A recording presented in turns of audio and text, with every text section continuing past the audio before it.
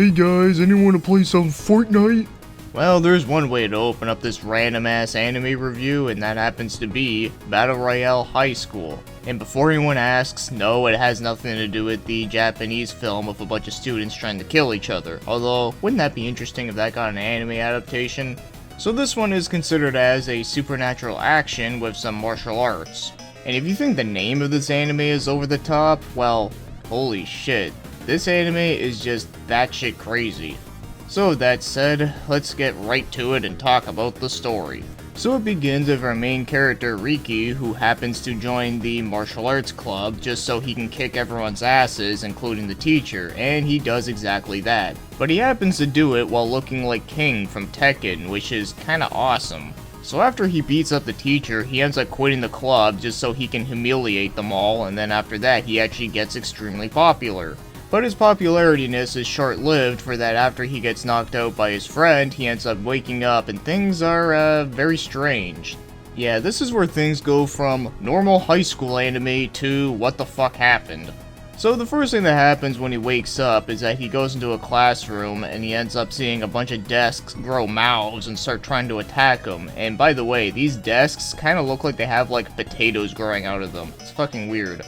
But after leaving that room, he ends up going up to the school's roof and he ends up seeing a character that kinda looks like a villain that came right out of Saint Seiya. So that guy happens to be Ichirō, the Master of the Dark Realm. And apparently, he is Riki's doppelganger or something. So he semi-possesses Riki for his own goals. For an example, he actually wants to take down the Master Fairy. And whenever a fairy possesses into things, it turns them into a fucked up monstrosity. And this seems to happen with a lot of different things. For an example, a fairy ends up possessing a teddy bear and makes a teddy bear really freaking huge and tries to kill people. But just to make things a little bit more interesting, there are two other characters that do join in this mess of a plot. So one of those characters happens to be Yuki Toshimitsu. So he is a demon hunter who is actually trying to track down Riki. And the other character that joins is Zanken, who happens to be a space-time police who happens to have like a mech suit. And his reason for coming in here is because he actually came from space and he got some really weird readings and he needed to go investigate it. So yeah, that sums up what you need to know. But yeah, the story in this one is definitely really fucking bizarre. So pretty much you got a guy who is the Master of the Dark Realm who possesses one guy, and then you got a bunch of fairies that possess into like many different things. In fact, one of them ends up possessing into the Demon Hunter guy. So in a nutshell, it's basically guy possesses into another guy who has to fight off other guy who gets possessed by another thing. Yeah, it's as dumb as it sounds. So in the meantime, let's get moving on and start talking about the other things, like the animation. And I found it to be pretty good actually. So I do like the character designs and art direction in general. I do think it does look pretty good for what it is. And all the fight scenes are pretty well animated. And of course, the blood and the gore in this one is pretty awesome, but also pretty grotesque. In a lot of ways, some of the animation style in this does kind of remind me a little bit of Fight Icer 1, which I think is a great thing to be compared to. So yeah, there's a lot of like blobs of flesh like flying out all over the place.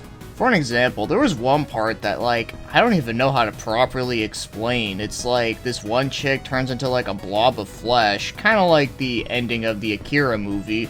But then all of a sudden, like, a part of her face, like, starts turning into, like, a snake-like shape, and then just, like, comes out and starts talking to Riki. It's like, okay, I was not expecting that to happen. But maybe I should have expected it, given that this is coming from someone that actually watched fucking Midori, after all. But yeah, all, like, the really weird, fucked up scenes in this one, though, are actually pretty well done. And overall, I would say that the animation is actually quite good. But now, as for the show's music, the music in this one is actually surprisingly really good. Yeah, I was actually expecting the music in this one to be, you know, kind of forgettable and whatever, but no, it was actually really good. It had a lot of, like, nice rock and heavy metal tracks. And there was a few suspenseful tracks that I thought were pretty well done. But I gotta say, the song that plays during the ending credits is fucking amazing though. So I can highly recommend listening to the ending theme. And in case you're wondering, the song is called Medusa. So now, as for the show's voice acting, if you're going to be watching this one in English, Now, I'm sure most of you are expecting this one to be, like, totally god-awful, but surprisingly, it's not. I mean, it's not good by any stretch of the imagination, it's more mediocre than anything. But after looking up the cast, I really couldn't find much out there, so most of them were either nobodies or ones that just did like a couple voice works here and there, but nothing much else. And I'm not gonna lie, for an early dub that was done by a bunch of nobodies, it's actually kind of impressive. Because like I said, I expected this to be like one of the worst dubs ever, but it actually isn't at all.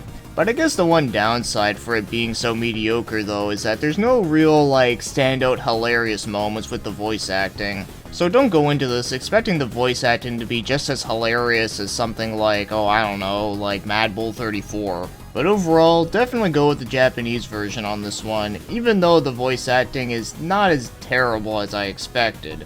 So now, as for my overall thoughts on Battle Royale High School, is that, well, to be honest, when I put this one on the list of ones I wanted to review, I did it because I was expecting this to be total fucking garbage. And to my surprise, this one is still kinda shit, but it's one of those so bad it's good.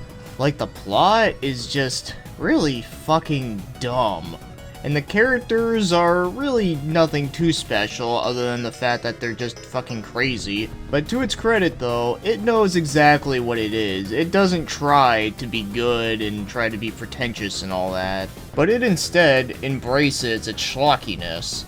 Now I know a lot of people consider MD Geist to be the most bad good anime, but personally, I actually did like MD Geist for what it is. But this, on the other hand, nah, I think this is definitely the most bad good anime that I've ever seen.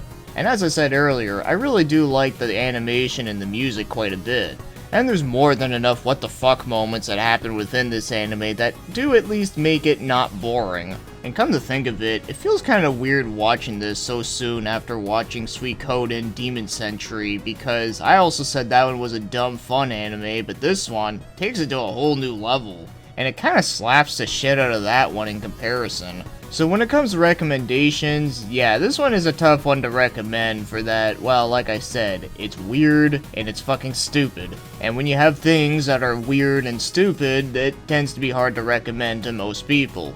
But if you happen to like weird things that are also stupid, then, well, this is definitely for you.